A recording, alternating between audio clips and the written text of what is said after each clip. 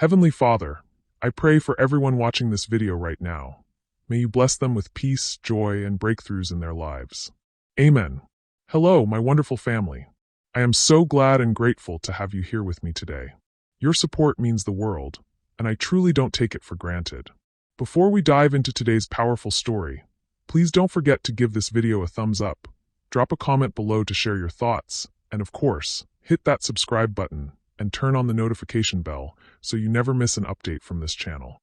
The water was boiling when I poured it. Celeste Nakamura Hartwell's voice cut through the emergency room chaos with the cold precision of a confession. Her husband Oliver stared at her, his billionaire empire-building mind struggling to process the words his wife had just spoken to the police detective taking her statement. Welcome to a story that will challenge everything you think you know about family, loyalty, and the lengths people go to protect the ones they love. I'm about to take you on a journey where a single moment of violence unravels decades of carefully guarded secrets. Ma'am, you're saying you intentionally, Detective Rodriguez began. I'm saying I knew exactly what I was doing when I threw boiling water on my mother-in-law, Celeste interrupted, her hand steady despite the handcuffs. And I'd do it again. Oliver felt his knees buckle.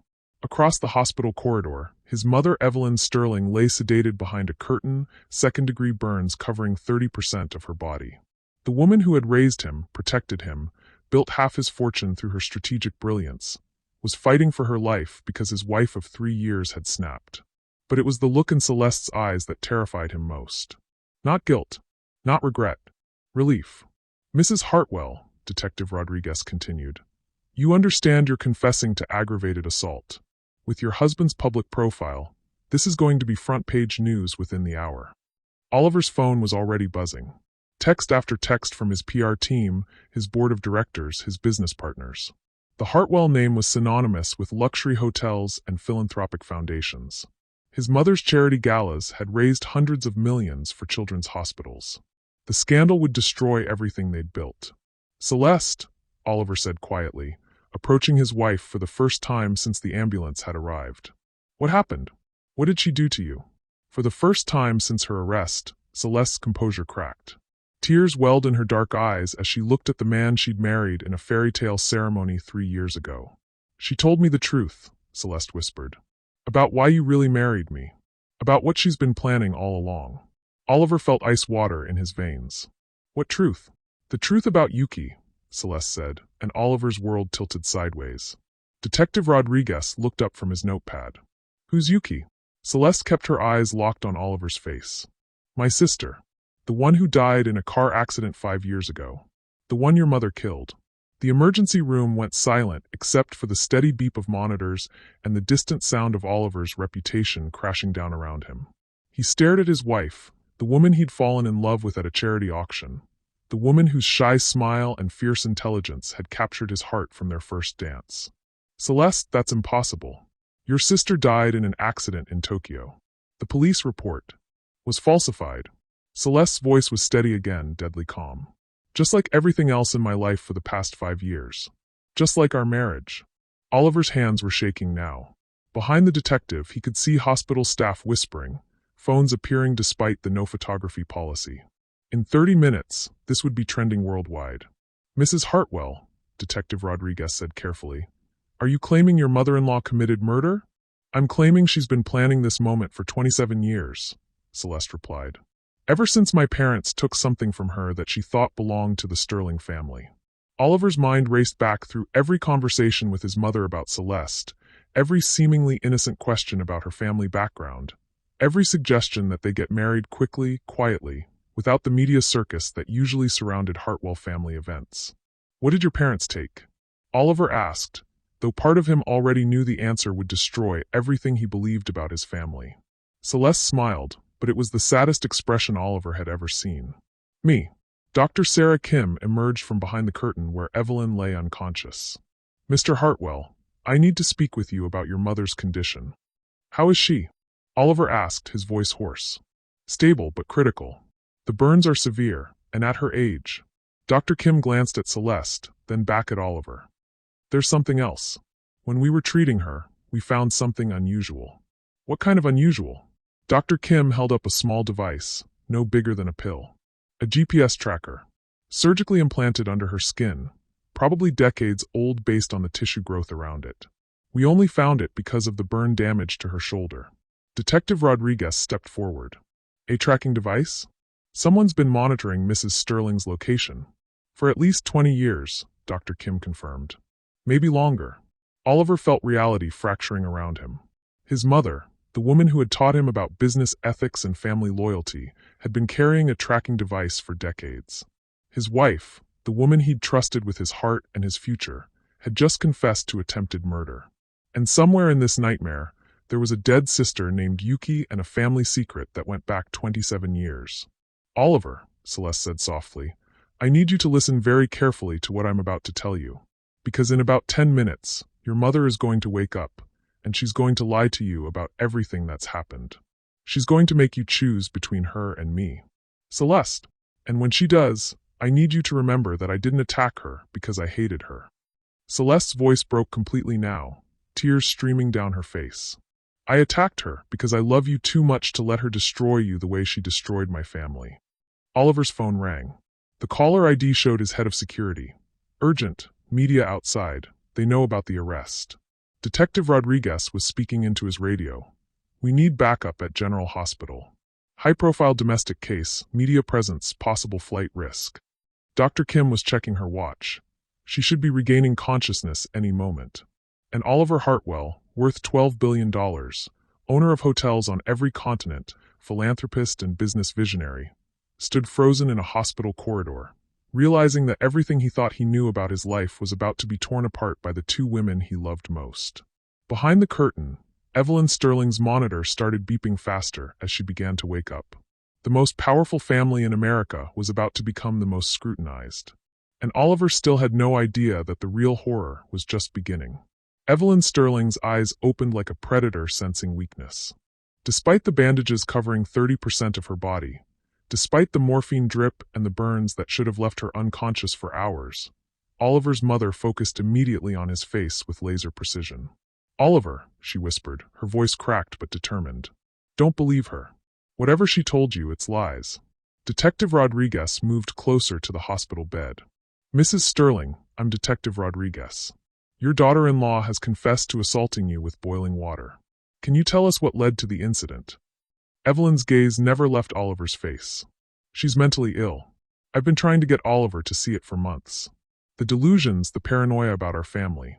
I think she needs psychiatric evaluation. Oliver felt something cold settle in his stomach. His mother's first words weren't about pain or shock, or even asking if she was going to be okay. They were about controlling the narrative. Mother, she mentioned Yuki. Celeste's sister who died in Tokyo. Evelyn's expression flickered. Just for a millisecond, but Oliver caught it. Fear. Calculation.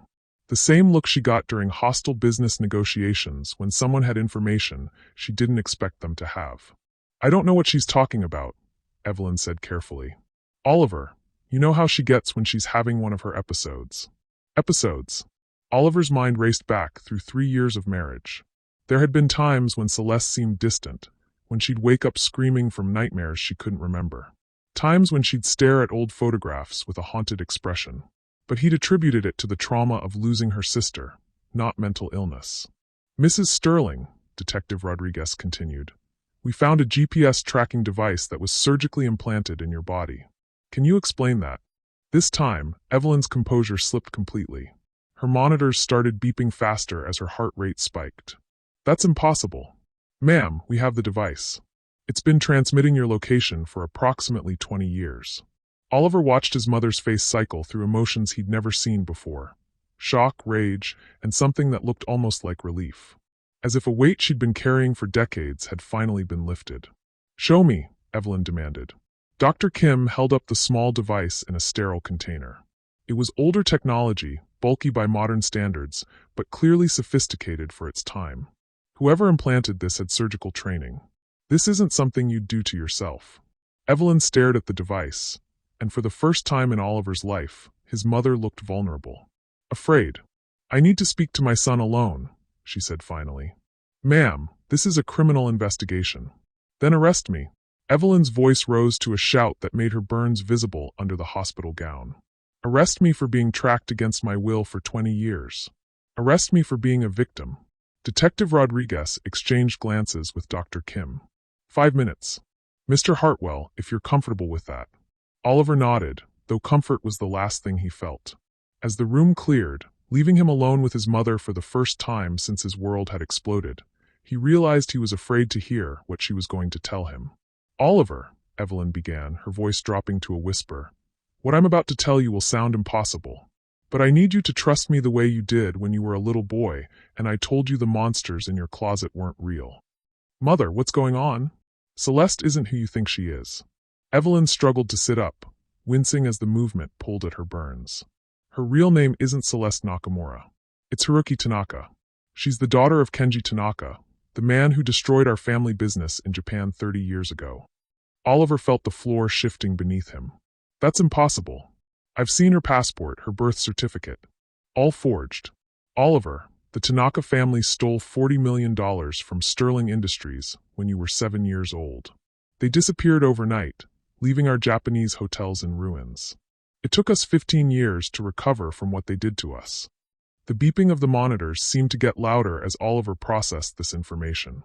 Celeste's shy demeanor when they'd first met. Her reluctance to talk about her childhood in Japan. The way she sometimes slipped into rapid Japanese during her sleep. If that's true, Oliver said slowly, then why would she marry me? Why would she expose herself by coming back? Evelyn's eyes hardened. Revenge, Oliver. She's been planning this for years. The marriage, the integration into our family, gaining access to our business secrets. This attack on me was just the beginning. Oliver's phone buzzed with an urgent text from his head of security. Asterisk media feeding frenzy outside. CNN, Fox, international outlets. Story breaking on social media. Billionaire's wife attacks mother-in-law. Need statement ASP, asterisk. There's more, Evelyn continued. The sister she claims I killed? Yuki. She was never real, Oliver. Celeste created an entire false identity, complete with fake family history, to gain your sympathy and trust. Oliver stared at his mother, trying to reconcile the woman who had taught him to ride a bike and negotiate his first business deal with someone who could lie this smoothly while recovering from severe burns. The tracking device, Mother. Explain the tracking device. Evelyn's expression grew pained. After the Tanaka theft, I received death threats for years. Your father had the device implanted as a security measure. I forgot it was even there until today. It was a plausible explanation.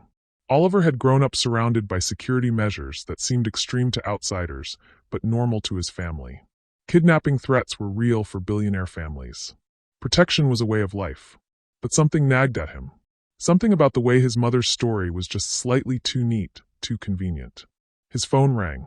The caller ID showed James Morrison, his head of security. Oliver, we have a problem, James said without preamble. I've got media vans surrounding the hospital, but that's not the biggest issue. Someone leaked Celeste's arrest records to the press. They're running with a story about a revenge plot and claiming she's been planning this for years. Leaked how? That's what I'm trying to figure out. The arrest was 40 minutes ago. Police records are sealed. But somehow, every major outlet has detailed information about the charges, about her background, even about the tracking device we found. Oliver looked at his mother, who was listening to every word despite her supposed pain and medication. James, I'll call you back. He hung up and turned to Evelyn. How did the media get information about the tracking device? We literally just found it 20 minutes ago. Evelyn's pause was a fraction of a second too long. I don't know, Oliver. Maybe Celeste's people leaked it to make me look bad. Celeste's people? Mother, she's been in handcuffs since this started. She doesn't have people. Another pause. Another calculation behind his mother's eyes. Oliver, you're upset. You're not thinking clearly. The woman you married tried to kill me today. She poured boiling water on me while I was having my morning tea in your kitchen. In your home. And instead of supporting your mother, you're questioning my story. The guilt hit Oliver like a physical blow. She was right. His mother was lying in a hospital bed, burned and traumatized, and he was interrogating her like a suspect. But then he remembered the look in Celeste's eyes when she'd said, I attacked her because I love you too much to let her destroy you the way she destroyed my family. What really happened this morning, Mother? What were you and Celeste talking about before she attacked you? Evelyn closed her eyes, and for a moment, Oliver thought she might finally tell him the truth. I was trying to save your marriage, she said finally. I told her that I knew she'd been lying to you about her past, that I had evidence of her real identity. I offered to keep quiet if she got the psychiatric help she clearly needs. And she started screaming about some conspiracy, about how I'd been controlling your life since you were a child. She claimed I'd arranged your marriage to her as part of some elaborate revenge plot against her family. Evelyn's voice broke convincingly. Oliver, she said things about me that were so twisted, so cruel. I think she's had a complete break from reality. Oliver felt torn between the two women who meant everything to him. His mother, who had raised him alone after his father's death, who had built their empire alongside him. And his wife, who had brought light and love into his life when he'd thought he was destined to be alone forever. One of them was lying. But which one? Detective Rodriguez knocked on the door. Mr. Hartwell, I need to speak with you. We've discovered something about your wife's background that you need to know. Oliver's heart stopped. What kind of something? Sir, according to Interpol records, Celeste Nakamura doesn't exist. The identity was created 5 years ago using sophisticated forgery. But the woman you married? Her real name is Haruki Tanaka, and she's wanted for questioning in connection with a series of corporate thefts across 3 countries. Oliver looked at his mother, who was staring at him with an expression of vindicated grief. I'm so sorry, son, Evelyn whispered. I've been trying to protect you from this truth for 3 years. Outside the hospital room, Oliver could hear the growing chaos of media attention. Reporters shouting questions. Security guards trying to maintain order. The systematic destruction of everything he'd worked to build. But all he could think about was Celeste's face when she'd told him she loved him too much to let his mother destroy him. Had those been the words of a woman trying to save him? Or the final manipulation of a criminal who had spent 3 years gaining his trust just to destroy his family? Detective Rodriguez was waiting for his answer. His mother was watching him with desperate eyes, and somewhere in this hospital, his wife was sitting in handcuffs, either the victim of a decades-long conspiracy or the mastermind of an elaborate revenge plot. Oliver Hartwell, who had built a billion-dollar empire by making decisive choices under pressure, had never felt more lost in his life. The monitors attached to his mother's body continued their steady beeping, marking time until he would have to choose which woman he believed, and which one he was willing to lose forever.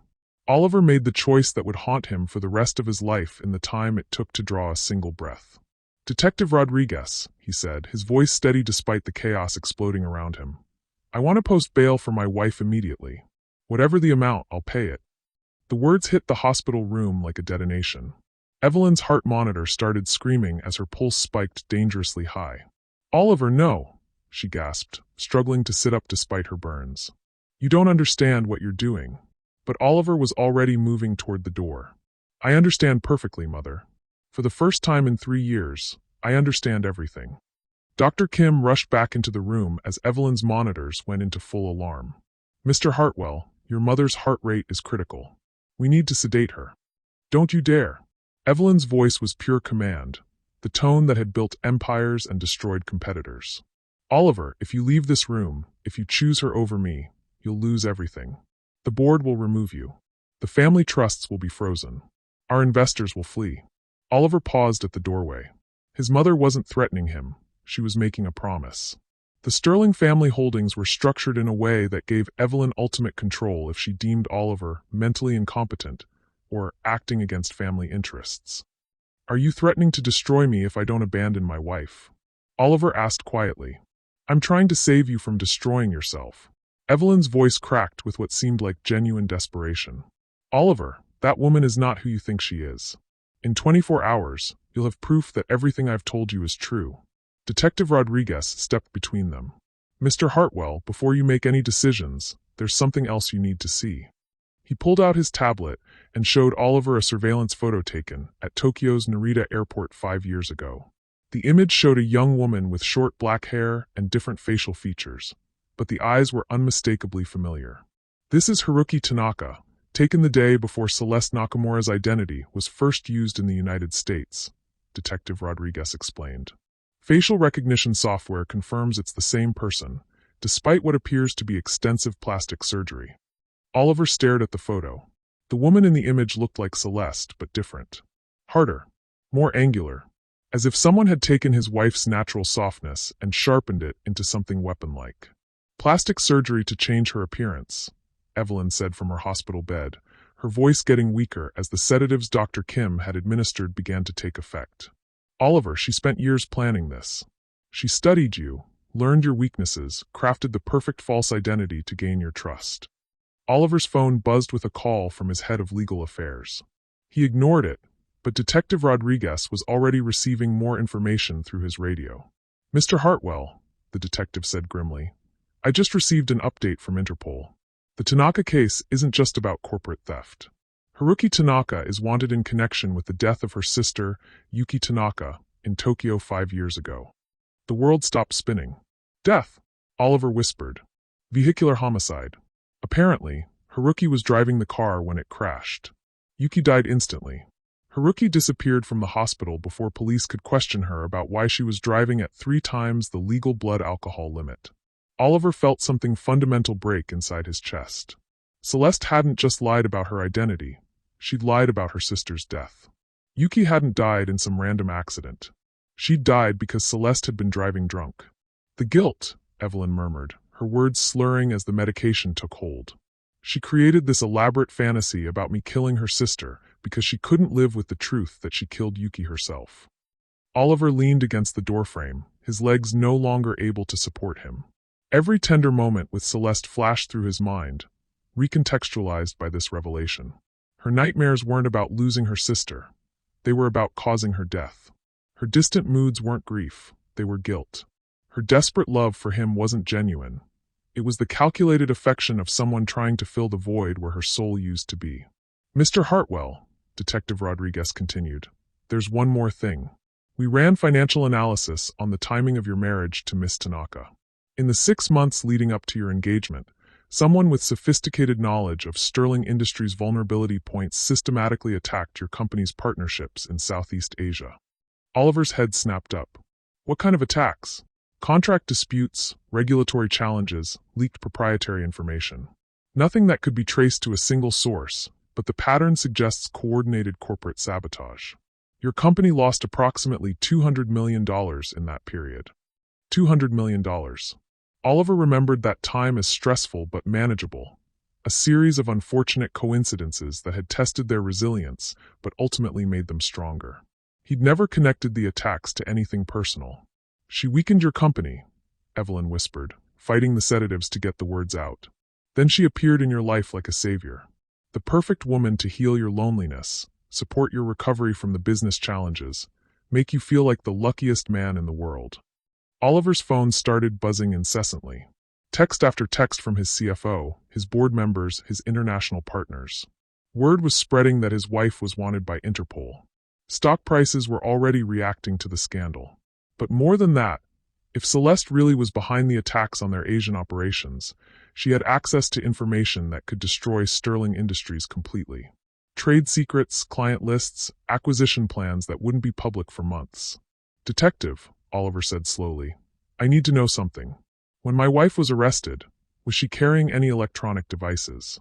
Phones, tablets, anything that might contain corporate information?" Rodriguez checked his notes. "No, sir. But she did ask to make one phone call before being processed." "To who?" "A law firm in Hong Kong. Wei, Nakamura and Associates." Oliver's blood turned to ice. Wei, Nakamura and Associates was the legal firm that had orchestrated the attacks on Sterling Industries' Asian operations. They'd been fighting that firm in court for months over contract disputes that had cost them millions. Celeste hadn't just married him for revenge. She'd been feeding information to his corporate enemies for 3 years. "Oliver," Evelyn called weakly from her bed, "it's not too late. You can still save the company. But only if you cut all ties with her now, before she can do more damage." Oliver looked at his mother, bandaged and broken but still fighting to protect their family legacy. Then he thought about Celeste sitting in a jail cell, either the victim of the most elaborate frame-up in corporate history or the architect of a revenge plot so sophisticated it had taken 3 years to execute. His phone rang. The caller ID showed someone he'd never expected to hear from again. David Wei, senior partner at Wei, Nakamura and Associates. Oliver answered the call. "Mr. Hartwell." David Wei's voice was smooth, professional, with just a hint of smugness. "I understand congratulations are in order. Your wife is quite remarkable. We've enjoyed working with her." "Working with her how?" She's been one of our most effective intelligence sources for the past 3 years.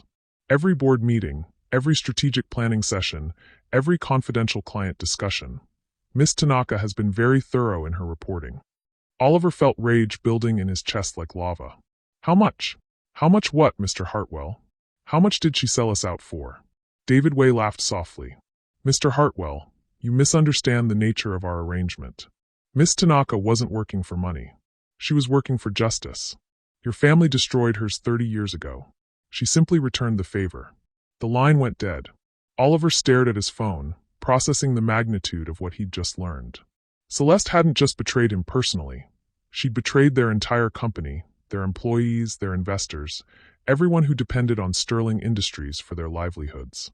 Oliver, Evelyn whispered, barely conscious now. There's one more thing you need to know. The reason she attacked me today wasn't random. I figured out what she was planning, and I confronted her. What was she planning? Complete corporate takeover. She's been working with Way's firm to position themselves for a hostile acquisition of Sterling Industries.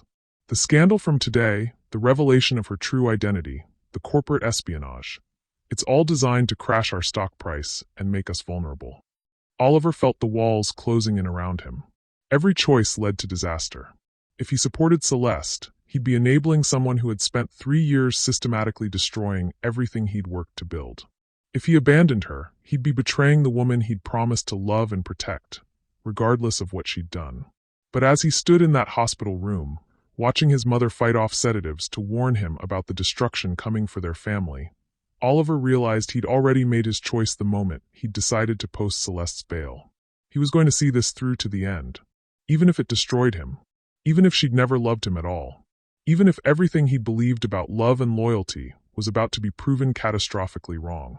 Detective Rodriguez, Oliver said, his voice steady despite the earthquake happening inside his chest. I want to speak to my wife. Right now. Because if Celeste Nakamura or Haruki Tanaka or whoever she really was had spent 3 years planning his destruction, the least he could do was look her in the eye when she explained why he deserved it. The monitors attached to his mother's unconscious body continued their steady rhythm, marking time until everything Oliver had ever known about love would be tested by fire. The interrogation room smelled like disinfectant and broken dreams. Celeste sat across from Oliver with her hands folded in her lap, no longer the handcuffed suspect, but somehow still imprisoned by the bulletproof glass that separated them. She looked smaller than he remembered, more fragile, as if the weight of her revealed identity had physically diminished her. But her eyes were the same, dark, intelligent, and filled with a love so fierce it made Oliver's chest ache. You came, she said softly, pressing her palm against the glass. Oliver didn't move to mirror the gesture. David Way called me. He told me you've been feeding information to his firm for 3 years. Celeste's hand dropped to her lap. Oliver, he told me you've been working with them to orchestrate a hostile takeover of my company. That every conversation we've had, every intimate moment, every time you told me you loved me, it was all intelligence gathering. That's not. Is your real name Haruki Tanaka? The question hung in the air between them like a blade. Celeste closed her eyes, and when she opened them, Oliver saw something he'd never seen before, surrender. Yes, she whispered. Oliver felt something vital tear inside his chest. Did you kill your sister while driving drunk? Yes. Have you been lying to me about everything for 3 years? Celeste was quiet for so long that Oliver thought she wouldn't answer. Then, barely audible through the speaker system, almost everything. Oliver stood up to leave, but Celeste's voice stopped him. The only thing I never lied about was loving you. Oliver turned back to face his wife, or the woman he'd thought was his wife. How can you possibly expect me to believe that? Because it's the only truth I have left. Celeste leaned forward, her breath fogging the glass between them. Oliver, everything else I did, every lie I told, every manipulation, it was all part of the plan. But falling in love with you wasn't supposed to happen. Loving you destroyed everything I'd spent 5 years preparing for. Oliver's phone buzzed with an urgent text from his head of security. Asterisk corporate servers breached. Massive data theft in progress. Need you here now, asterisk. The attack was happening. Right now, while he sat in this interrogation room trying to understand if his wife was a victim or a villain, Celeste's accomplices were stealing everything that mattered from Sterling Industries. You're buying them time, Oliver realized. This conversation, this emotional manipulation, You're keeping me here while they complete the theft. Celeste's face crumpled. Oliver, no. I called them off. I told Wei to stop the operation. When? This morning. Right before I attacked your mother. Oliver stared at her through the glass. You're telling me you called off a 3-year plan right before executing it? I'm telling you I couldn't go through with destroying the man I love, even if he deserved it. Oliver's phone rang. James Morrison, his head of security, voice tight with panic. Oliver, it's bad. They're not just stealing data. They're actively sabotaging our systems. Stock trading platforms, client databases, payroll systems. If they finish what they're doing, Sterling Industries will be functionally bankrupt by morning. Oliver looked at Celeste, who was watching his face with growing horror. Stop them, Oliver said into the phone. I can't. The attack is too sophisticated. They have administrative access to everything. Only someone with your personal authorization codes could halt this. Or someone who's been living in my house for 3 years, Oliver said, staring directly at Celeste. James was quiet for a moment. Oliver, are you saying? I'm saying my wife has been planning the systematic destruction of our company since before we met. And either she's telling the truth about calling off the attack, or she's the best actress in the world. Through the glass, Celeste was shaking her head frantically. She pressed both hands against the barrier between them. Oliver, I swear to you, I told them to stop. Wei said he would honor my request because of what your family did to mine. He promised me the operation would be cancelled. Oliver's blood ran cold. What did my family do to yours? For the first time since he'd entered the interrogation room, Celeste smiled. But it wasn't the gentle expression he'd fallen in love with. It was sharp, bitter, full of decades of pain. You really don't know, do you? Your mother never told you why the Tanaka family disappeared from Japan 30 years ago. Oliver's phone buzzed with another urgent message, this one from his CFO. Asterisk emergency board meeting called. Evelyn Sterling conscious and demanding immediate action. Says she has evidence of corporate espionage. Oliver, where are you? Asterisk. Celeste, I don't have time for games. Our company is being destroyed as we speak. It's not a game. Celeste's voice rose to a shout that echoed off the interrogation room walls. Oliver, your mother didn't just steal $40 million from my family's business. She murdered my parents. The world went silent except for the hum of fluorescent lights and the distant sound of Oliver's life imploding. That's impossible. The car accident that killed Kenji and Miyu Tanaka wasn't an accident. The brakes were sabotaged. Your mother hired professionals to make it look like driver error, then used the chaos to steal our company's assets and disappear the evidence. Oliver sank back into his chair. Celeste, you're talking about my mother. The woman who raised me, who taught me everything I know about business and ethics. The woman who's been tracked by GPS for 20 years because she's been hiding from the people who want justice for what she did. Celeste's eyes were blazing now. Oliver, why do you think she had that device implanted? It wasn't for protection from kidnappers. It was so her handlers could monitor her location and make sure she never ran again. Handlers? The people she's been working for since she killed my parents.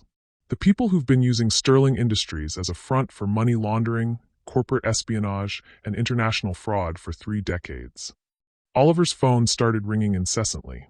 His legal team, his board members, his international partners.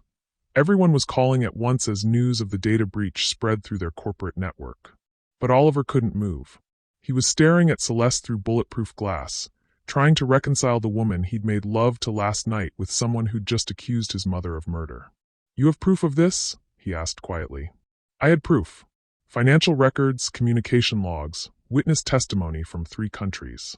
Everything I needed to expose your mother and the organization she works for. Had. Celeste's smile turned sad. I gave it all to Wei's firm as insurance, to make sure they'd help me get close to you.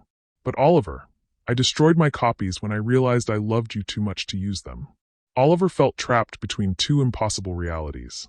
Either his wife was a corporate spy who had spent 3 years manipulating him for an elaborate revenge plot, or his mother was a murderer who had been using their family business as a criminal front for decades.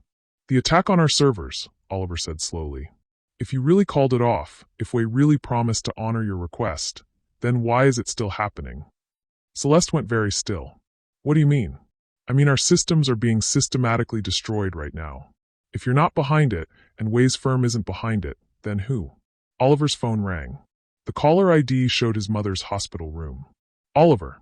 Evelyn's voice was stronger than it had been an hour ago, alert and focused despite her injuries. "Where are you?" "I'm talking to Celeste." "Good. I need you to listen very carefully. The woman you're talking to is extremely dangerous. She's been feeding information to multiple criminal organizations, not just Way's firm. While you've been distracted by her emotional manipulation, her real partners have been executing the final phase of their plan." Oliver looked at Celeste, who was shaking her head desperately. "What final phase?" Oliver asked. "Complete asset stripping. They're not just stealing our data, they're transferring our liquid assets to offshore accounts. By morning, Sterling Industries will be an empty shell corporation, and your wife will disappear just like her family did 30 years ago." Through the glass, Celeste was mouthing words Oliver couldn't hear clearly. But he could read her lips. "Asterisk, it's not me. It's her, asterisk. Mother, how do you know all this? You've been unconscious for the past hour. I've been monitoring the situation through my personal security network. Oliver, you have maybe 20 minutes to stop the final transfer. But only if you come to the hospital right now and help me access the emergency protocols." Oliver stood up, his hand on the door handle. "Oliver, don't." Celeste's voice was desperate through the speaker.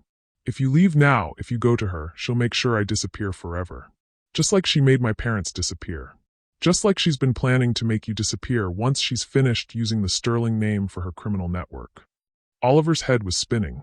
Every choice seemed designed to destroy someone he loved. Support his mother and potentially enable the woman who had murdered Celeste's parents. Support his wife and potentially enable the woman who had spent 3 years systematically betraying everything he'd built. His phone buzzed with a final text from James Morrison.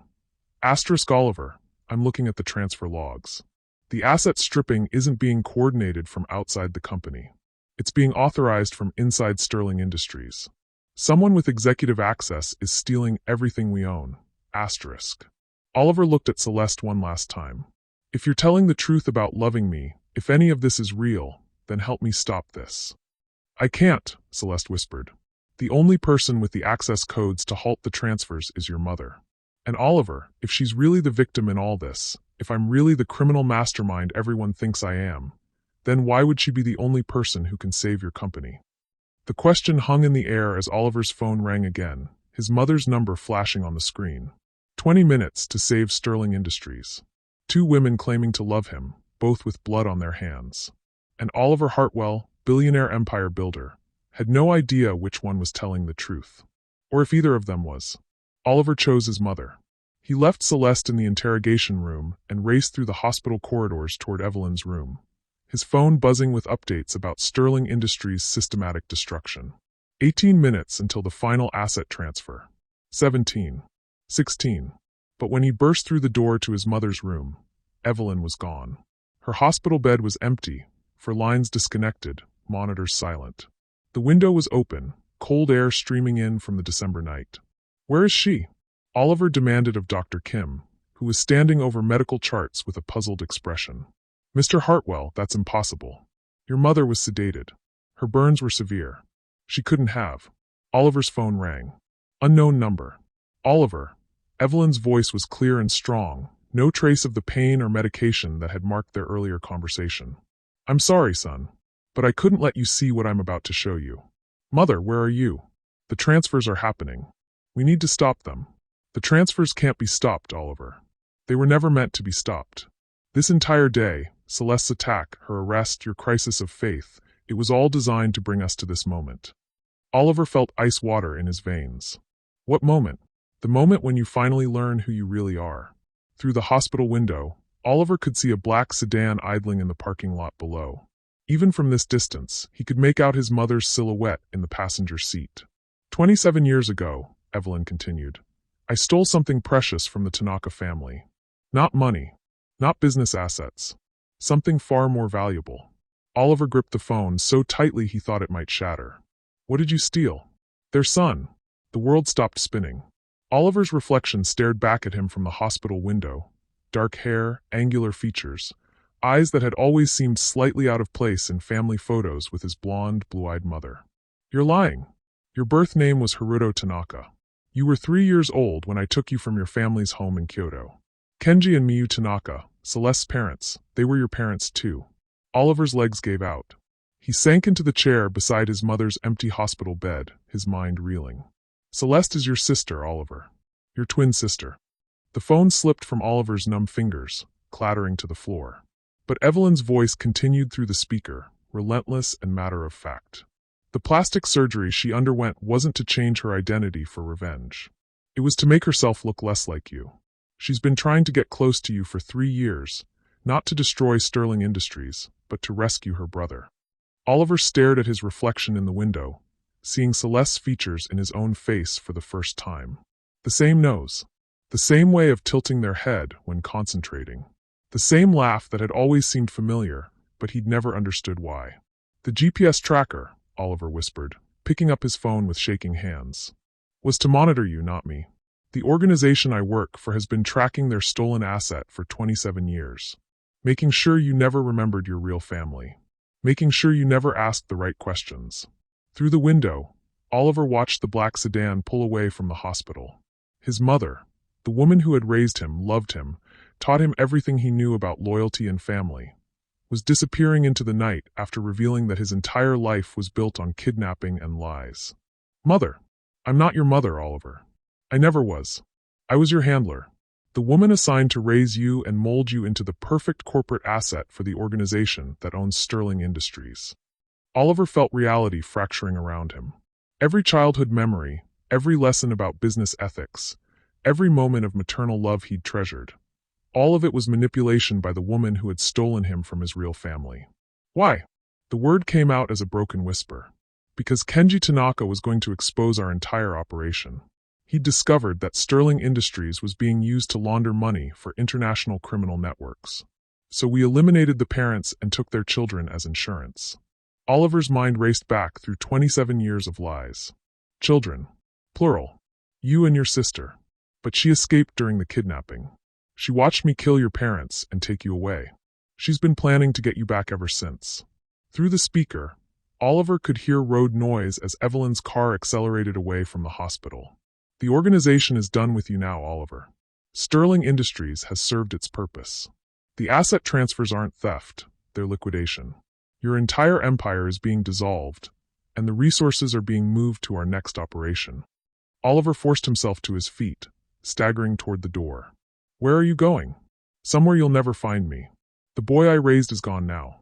Haruto Tanaka is all that's left, and he's not my responsibility anymore. The line went dead. Oliver ran through the hospital corridors like a man possessed, past startled nurses and security guards who shouted at him to slow down. He burst into the interrogation wing, just as Detective Rodriguez was ending a phone call with a grim expression. Mr. Hartwell, I was just coming to find you. We have a problem. Where's my wife? Sir, that's the problem. The woman you know as Celeste Nakamura has been released. Oliver's heart stopped. Released by who? Federal agents. They presented authorization from the Department of Justice. Something about witness protection and international security concerns. Detective Rodriguez looked genuinely confused. Sir, I've been a cop for 20 years, and I've never seen paperwork move that fast. Oliver stared at the empty interrogation room through bulletproof glass. Celeste was gone. His mother was gone. Sterling Industries was being systematically destroyed. And he was standing alone in a police station, finally understanding that his entire life had been an elaborate lie. His phone buzzed with a text from an unknown number. Asterisk parking garage. Level B3. Come alone. H asterisk. H for Haruki. Or Haruto. Oliver took the elevator down to the basement parking garage, his mind numb with shock. The space was nearly empty at this time of night, fluorescent lights casting harsh shadows between concrete pillars. Celeste stepped out from behind a van, and for the first time since he'd known her, Oliver saw her without any masks or pretenses. She moved with predatory grace, her eyes alert and calculating. This wasn't the shy, gentle woman he'd married. This was Haruki Tanaka, corporate spy and professional survivor. Hello, brother, she said softly. Oliver stared at the woman he'd made love to just hours before, trying to reconcile this revelation with 3 years of intimacy. How long have you known? I've always known. The question is, how long have you suspected? Oliver thought back through their relationship, looking for signs he'd missed. The nightmares. You always woke up screaming about losing someone. I was dreaming about losing you. About watching them take you away while our parents died. Celeste stepped closer, and Oliver could see tears in her eyes. I've been searching for you for 24 years, Haruto. I never stopped believing I'd find you. My name is Oliver. Your name is whatever you choose it to be. But your blood is Tanaka. Your real family is me. Celeste reached out as if to touch his face, then stopped herself. I know this is devastating. I know it changes everything you thought you knew about love and loyalty and family. But Haruto, I need you to focus. We have maybe 10 minutes before Evelyn's people realize you're not at the hospital. Oliver's phone was buzzing incessantly with updates about Sterling Industries' collapse. Stock price in free fall. Board members resigning. International partners fleeing. Let it burn, Celeste said quietly. It was never really yours anyway. It was built on blood money, stolen resources, the systematic destruction of innocent families like ours. And what about us? Oliver's voice was hoarse with pain. What about our marriage? Was any of it real? Celeste's composure finally cracked. That's the tragedy, Haruto. I came here planning to use you to destroy the organization that killed our parents. But I fell in love with you before I remembered that you were my brother. The words hit Oliver like physical blows. You knew we were related, and you married me anyway. I thought the love would fade once I had my revenge. I thought I could separate the mission from the emotions. Celeste was crying now, the first genuine emotion Oliver had seen from her all day. But loving you became the only real thing in a life built on lies and vengeance. Even knowing it was wrong, knowing it was impossible, I couldn't stop. Oliver backed away from her, his mind reeling with the implications. Every kiss, every intimate moment, every time they'd talked about having children, all of it was incestuous, impossible, built on foundations that made their love literally criminal. This is why you attacked Evelyn, Oliver realized. Not because of some corporate conspiracy. Because she told you the truth about who I am. She told me she was done pretending to be your mother. That the organization had decided to eliminate you because you were becoming too independent, too likely to ask questions about Sterling Industries' real purpose. Celeste wiped her eyes with the back of her hand. She said they were going to stage your suicide after the company collapsed. Make it look like you couldn't handle the scandal. Oliver felt the walls closing in around him. So you attacked her to protect me. I attacked her because she laughed when she told me. She said watching us fall in love had been the most entertaining part of her assignment, knowing that we'd eventually learn the truth and have to live with what we'd done. Oliver's phone rang. James Morrison again. Oliver, where are you? The final transfers are happening right now. We're losing everything. The board is demanding answers, and there are federal agents here asking questions about international money laundering. Oliver looked at Celeste, at Haruki, his sister, his wife, the woman whose love had become the center of his universe just as it was revealed to be impossible. James, Oliver said quietly, let it all burn. He hung up and threw his phone against the concrete wall, watching it shatter into pieces. What happens now? He asked Celeste. Now we disappear. Together. I have resources, safe houses, new identities prepared. We can start over somewhere far away from all of this. As what? Brother and sister? Husband and wife? What are we supposed to be to each other now? Celeste reached out and took his hands, and despite everything, Oliver felt the same electric connection that had drawn him to her from their first meeting. We're two people who love each other in a way that the world will never understand or accept, she said simply. We're the only family either of us has left, and we're the only people who know the whole truth about what was done to us. Oliver stared into the eyes that were so like his own, seeing his reflection in the face of the woman he'd promised to love forever. The woman who was his twin sister. The woman who had spent 3 years lying to him in service of a love that was real but impossible. In the distance, he could hear sirens approaching the hospital. Federal agents, local police, corporate investigators. Everyone was coming to pick apart the remains of his life. If we run, Oliver said quietly, we can never come back. We can never be anything other than fugitives. If we stay, we'll be destroyed. Separately. They'll make sure we never see each other again. Oliver closed his eyes and made the choice that would define the rest of their impossible love story. Then we run. Celeste smiled through her tears, and for a moment, she looked exactly like the shy woman he'd fallen in love with at a charity auction 3 years ago. Except now he understood why she'd seemed so familiar from the very first moment. She'd been the missing piece of his soul, the twin sister stolen from him when he was too young to remember.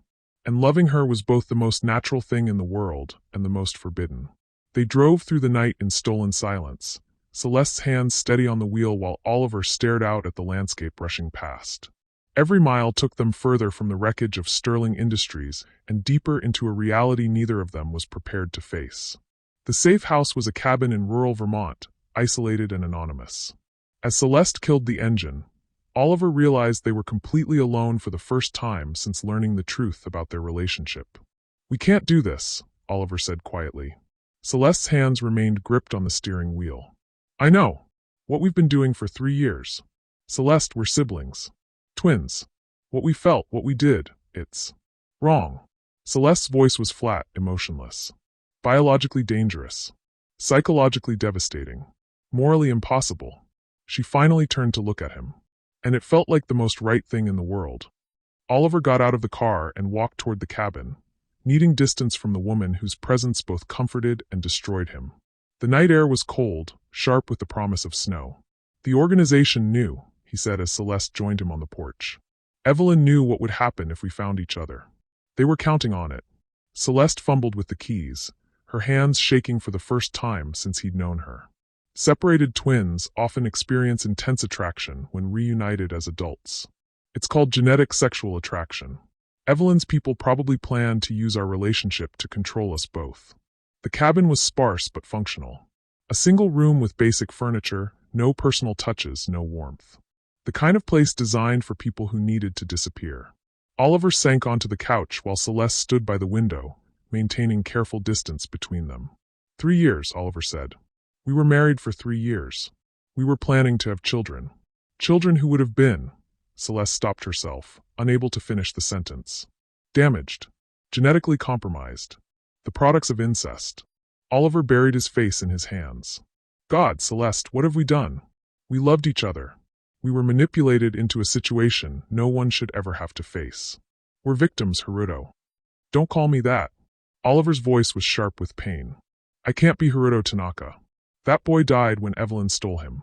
I can't be Oliver Hartwell either. That identity was built on lies. I don't know who I'm supposed to be now. Celeste turned from the window, and Oliver saw his own devastation reflected in her face. Neither do I. For 3 years, I was Mrs. Oliver Hartwell, and it was the only time in my life I felt whole. Before that, I was Haruki Tanaka, driven by revenge and grief. Now we're 2 broken people who destroyed each other by loving each other. They sat in silence as the magnitude of their situation settled around them like a suffocating blanket. Outside, Oliver could hear the distant sound of helicopters. Federal agents, corporate investigators, or Evelyn's people. Someone was looking for them. They'll find us eventually, Celeste said.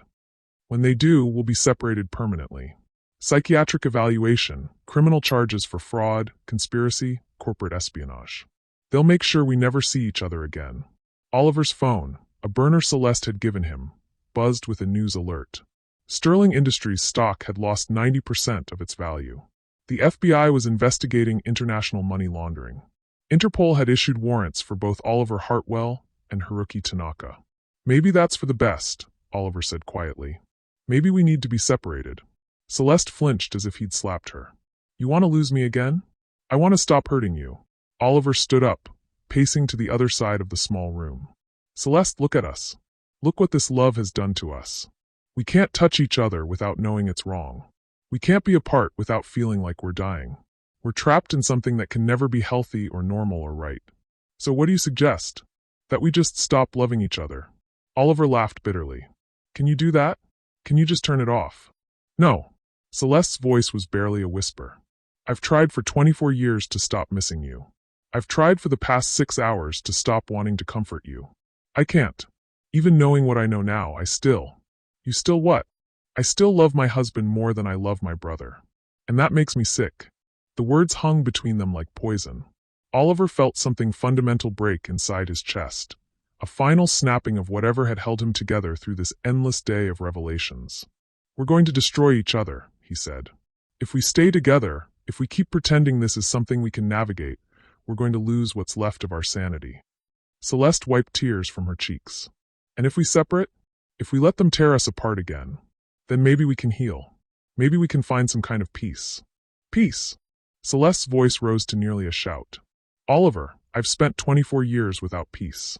Every relationship I've tried to have has failed because no one could compare to the memory of my lost brother. Every night I've dreamed about finding you, and when I finally did, I fell in love with you in the worst possible way. Oliver's chest was tight with unshed grief. So what do we do? How do we live with this? Before Celeste could answer, headlights swept across the cabin windows. Multiple vehicles moving fast. They found us, Celeste said, immediately shifting into survival mode. Back door. There's a trail that leads to the river. We have maybe 2 minutes. But Oliver didn't move. No. What? I'm not running anymore. Oliver walked to the window and looked out at the federal agents surrounding the cabin. Celeste, we can't keep running from this. We can't keep pretending there's a future where this love is possible. Oliver, if they take us, then they take us. Maybe that's what needs to happen. Celeste stared at him with growing horror. You're giving up. I'm choosing reality over delusion. I'm choosing to face what we are instead of what we wish we could be.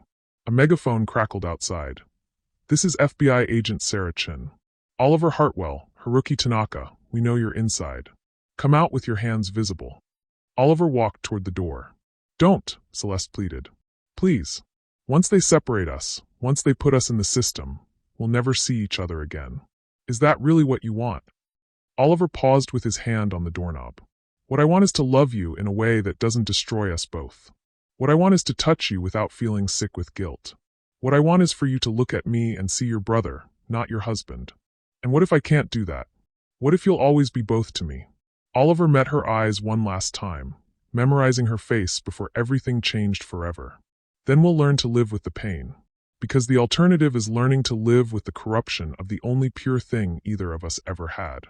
He opened the door and stepped out into the night, hands raised, surrendering to the federal agents who had been hunting them. Behind him, he heard Celeste break down completely, her sobs echoing through the cabin like the sound of a heart shattering. But he didn't turn around. Because love, real love, sometimes meant protecting someone from yourself. Even when it felt like dying. Even when it meant losing the only person who had ever made you feel whole. Even when it meant facing the rest of your life with the knowledge that the deepest love you'd ever known was also the most impossible.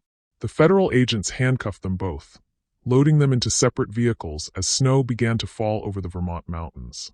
Through the window of his transport, Oliver caught one last glimpse of Celeste in the other car, and for a moment their eyes met.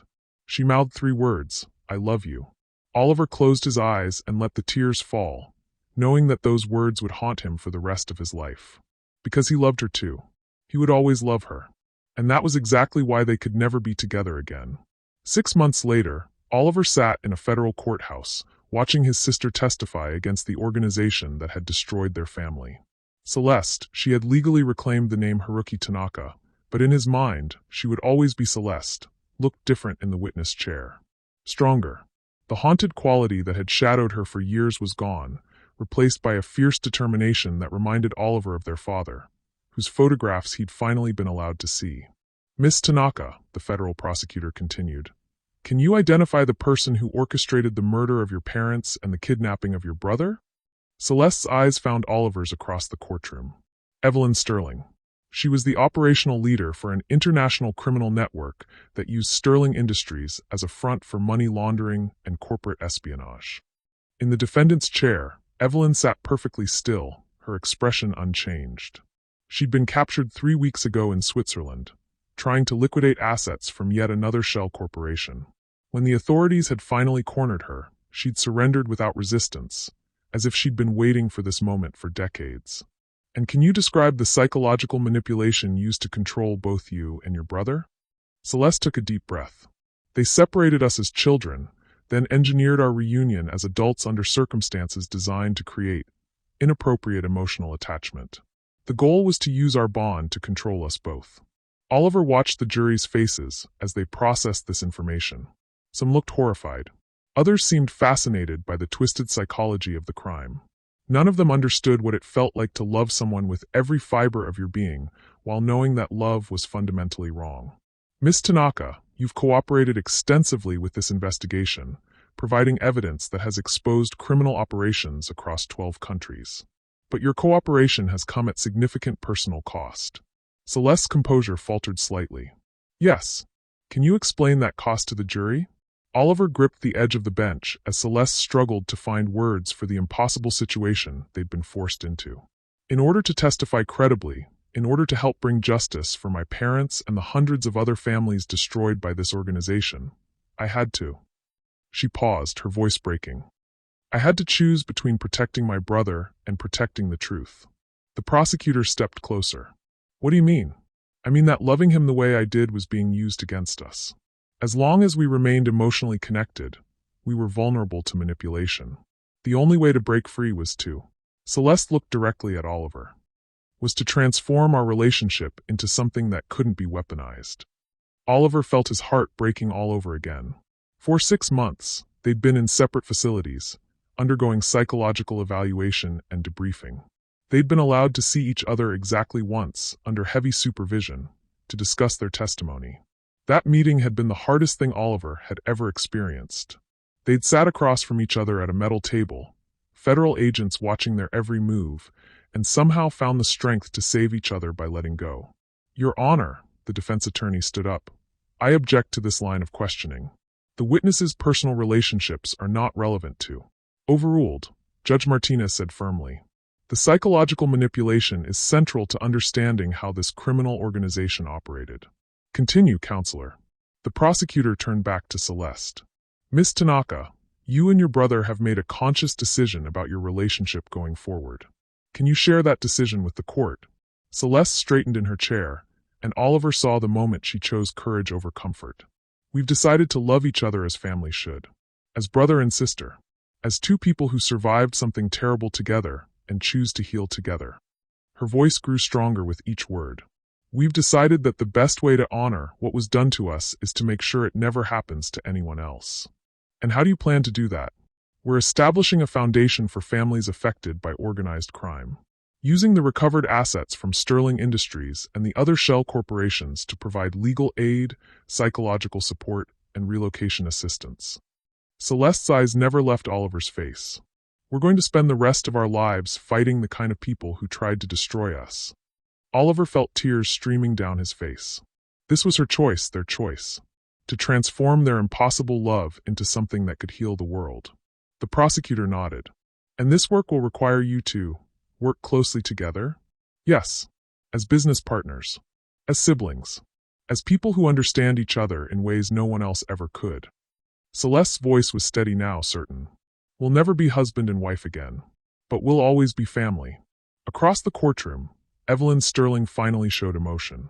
She was smiling, but it wasn't the manipulative expression Oliver remembered from his childhood. It was something else entirely. Admiration. Your Honor, Evelyn's defense attorney said, my client would like to make a statement. Judge Martinez looked surprised. Mrs. Sterling, you understand you have the right to remain silent?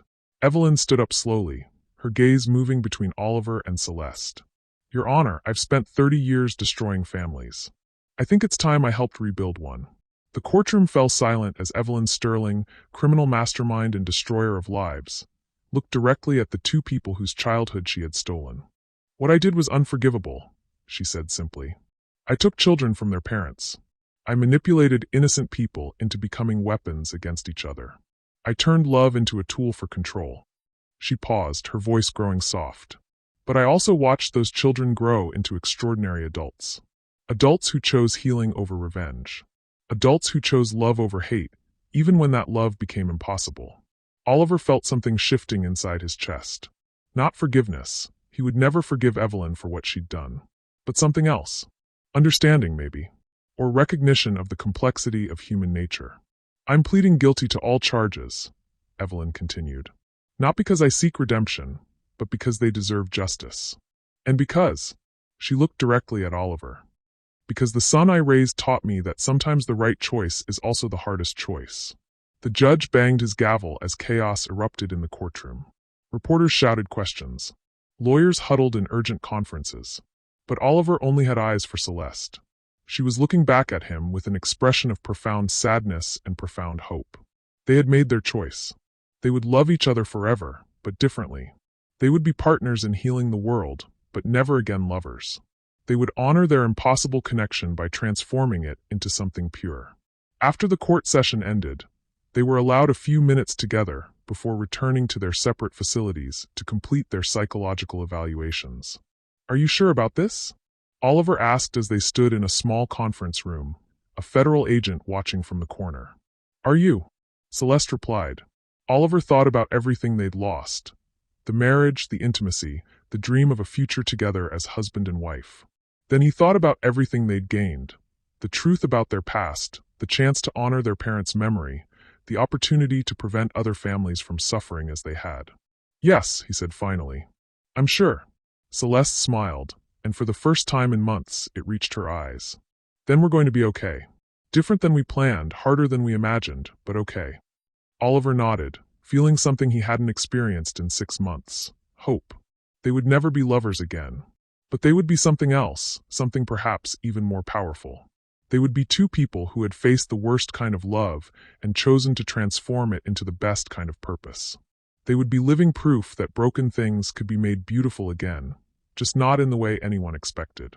As they said goodbye, not forever, but for the months still required to complete their legal and psychological rehabilitation, Oliver realized that choosing to love Celeste differently wasn't losing her. It was finally truly finding her. And finding himself. 2 years later, Oliver stood on the balcony of the Tanaka Foundation headquarters, watching Celeste address a crowd of 500 families whose lives had been shattered by organized crime. Today marks the 3rd anniversary of Operation Sterling. Celeste's voice carried clearly through the speakers. The investigation that exposed criminal networks in 47 countries and recovered over $12 billion in stolen assets. But more importantly, today marks the beginning of something new. Oliver smiled as he watched his sister, and the word no longer carried pain, only pride, command the attention of survivors, federal agents, and international law enforcement officials who had gathered to celebrate their victory over the organization that had destroyed so many lives. The Tanaka Foundation had become something neither of them had imagined when they'd first conceived it during those dark months of separation and rehabilitation. What had started as a way to channel their impossible love into something productive had evolved into the most effective anti-trafficking and family reunification organization in the world. In the past 2 years, Celeste continued, we've reunited 2,847 families separated by criminal organizations. We've provided legal aid to 15,000 victims of corporate fraud. We've established safe houses in 32 countries and psychological support networks that have helped 50,000 survivors begin to heal. Oliver's assistant, Maria Santos, joined him on the balcony. The numbers are incredible, but they don't tell the whole story, do they? Oliver shook his head. The whole story is what happened to us, and what it taught us about transformation. Through the glass doors, Oliver could see the foundation's main floor, a bustling hub of social workers, lawyers, investigators, and counselors. But more than that, he could see the families. Children reunited with parents after years of separation, spouses who had found each other again, siblings who had never given up hope. "Mr. Tanaka," Maria said softly, "there's something you need to see. Agent Chun is here with new information about the Sterling case." Oliver's blood chilled. Evelyn Sterling had been sentenced to life in prison without parole. The criminal network had been dismantled. What could there possibly be left to discover? Agent Sarah Chun was waiting in Oliver's office with a file folder that looked like it contained decades of documents. "Oliver, I apologize for interrupting the celebration, but we've uncovered something that changes everything we thought we knew about your case." Oliver sank into his chair. "What kind of something?" "We've been analyzing the financial records from the Sterling organization's archives. The pattern of their operations, the timing of their crimes, the way they selected their targets." Agent Chen opened the folder and spread out a series of documents. "Oliver, they didn't just steal children randomly. They were specifically targeting families with certain genetic markers." Genetic markers? Intelligence, creativity, emotional resilience, leadership potential. They were systematically kidnapping children from families with exceptional genetic profiles and raising them to become operational assets. Agent Chin pulled out a photograph of what looked like a scientific chart. "You and Haruki weren't their only successes. Over 40 years, they created dozens of perfect operatives." Oliver felt the room spinning. "You're saying we were part of some kind of breeding program?" "Not breeding. Engineering.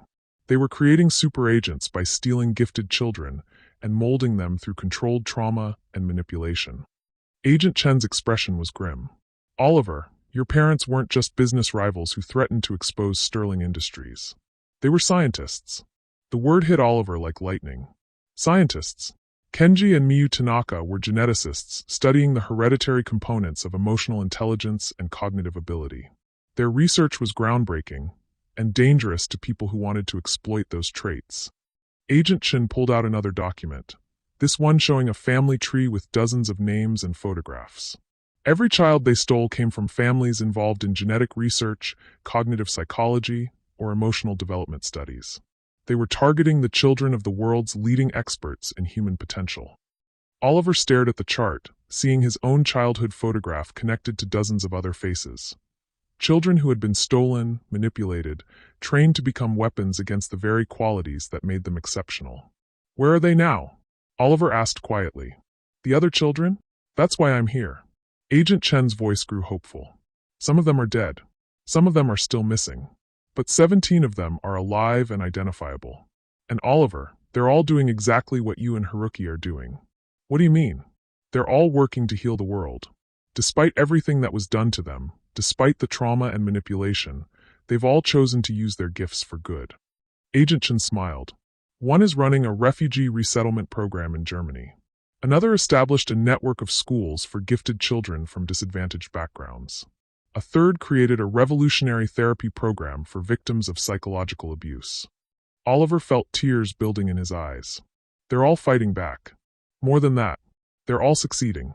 In ways their captors never intended, never planned for. Agent Chen leaned forward. Oliver, the Sterling organization tried to create perfect criminals by stealing perfect children. Instead, they created perfect healers. Through his office window, Oliver could see Celeste wrapping up her speech to thunderous applause. As if sensing his gaze, she looked up and smiled at him. The smile of someone who had found peace with an impossible situation. Agent Chen, Oliver said slowly, what would happen if we brought them all together? The survivors.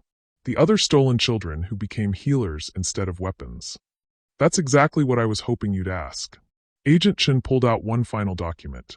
We want to establish an international coalition.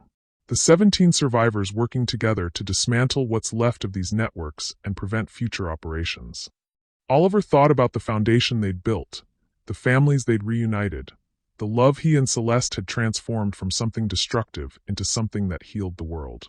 There's something else, Agent Chen continued. Something we discovered in Evelyn Sterling's personal files. What? She kept detailed psychological profiles on all the stolen children. Progress reports, behavioral assessments, predictions about their future development. Agent Chen's voice grew soft. Oliver, she knew you and Haruki would find each other eventually. She knew you would fall in love. And she knew that love would either destroy you or transform you into something unprecedented. Oliver felt the final piece of the puzzle clicking into place. She was betting on destruction. She was betting that when you learned the truth, the guilt and horror would break you both completely. That you'd become so damaged by your impossible love that you'd be easy to control or eliminate. Agent Chen smiled. She never counted on you choosing transformation over destruction. Outside, the celebration was reaching its crescendo. Families were embracing. Survivors were sharing their stories, and Oliver could see federal agents from a dozen countries coordinating future operations against trafficking networks. The other 17 survivors, Oliver said. Do they know about each other? Not yet, but they're all about to receive the same offer I'm making to you. Agent Chen stood up. Oliver, you and Haruki proved that it's possible to take the worst thing that ever happened to you and transform it into the best thing you could do for the world. We want you to help the others do the same. Oliver looked at the photographs of the 17 survivors. Men and women who had been stolen as children and had somehow found the strength to become healers instead of destroyers. What would we call this coalition? That's up to you. But I think your parents would be proud of what you've built from the ashes of what was done to them. Through his office door, Oliver could see Celeste approaching, her face glowing with the satisfaction of another successful event. Behind her, Maria was escorting a group of children who had been reunited with their families through the Foundation's work. Oliver made his decision in the space between heartbeats. Agent Chen, contact the other 17. Tell them Oliver and Haruki Tanaka want to meet them. Tell them we're inviting them to join something bigger than any of us could build alone. And what should I tell them we're building? Oliver looked at Celeste through the glass, at the woman who had been his wife, his sister, his partner in transforming impossible love into unstoppable purpose. Tell them we're building the opposite of everything that was done to us. Tell them we're creating a family of choice, a network of healing, a force for reunification that will make sure no other children are stolen from their real families. Agent Chen nodded, gathering her files. Oliver, there's one more thing you should know. The financial analysis of the recovered assets? The Tanaka Foundation isn't just well-funded. With the addition of the other survivors' resources and the international backing we can provide, you'll have access to nearly $50 billion. Oliver felt the magnitude of what they were building wash over him. $50 billion. 17 brilliant, damaged, determined survivors. Resources and support from law enforcement agencies across the globe. They weren't just healing from what had been done to them. They were building something powerful enough to make sure it never happened again. Celeste entered his office as Agent Chen was leaving, and Oliver saw in her eyes that she'd heard enough of the conversation to understand what was being offered. 17 other survivors, she said quietly. 17 other people who know what it's like to have your love weaponized against you. 17 other people who chose healing over revenge, Oliver replied. 17 other people who understand that the best response to having your family destroyed is to help other people rebuild theirs. Celeste walked to the window, looking out at the celebration below. It's going to be complicated. Building something this big, coordinating across this many countries, managing this much money and responsibility. More complicated than falling in love with your twin brother and learning to love him differently? Celeste laughed, the sound that had captured Oliver's heart 3 years ago and still made him smile every time he heard it. When you put it like that, building a $50 billion international coalition for family reunification sounds almost easy. Oliver joined her at the window, and together they watched the families below. People who had been separated by violence and greed and manipulation, now reunited through the work they'd built from their own impossible love. Are you ready to save the world, sister? Oliver asked. I'm ready to try, brother, Celeste replied. And for the first time since learning the truth about their relationship, Oliver felt nothing but pure joy when he looked at the woman standing beside him.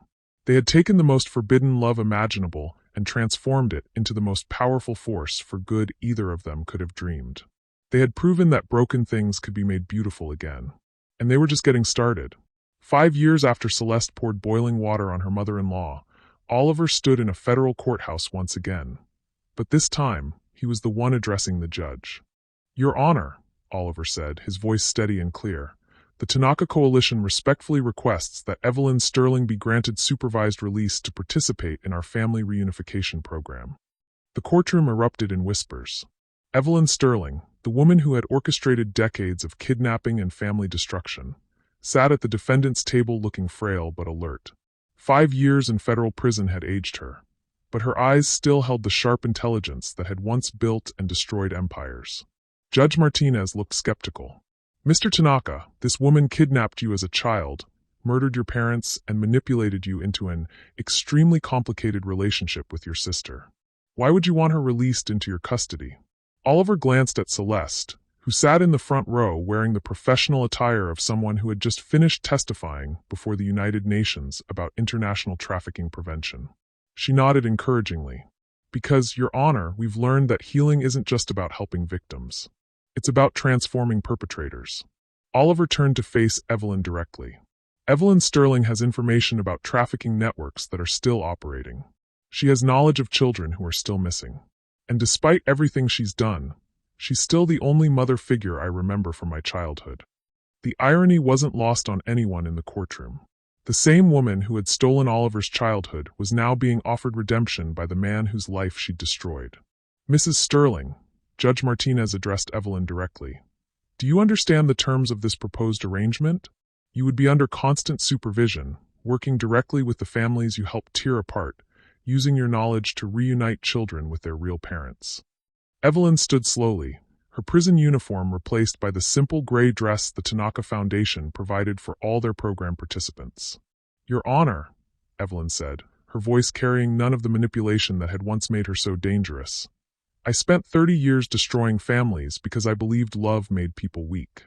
These two have spent 5 years proving me wrong. She looked at Oliver and Celeste with something that might have been pride.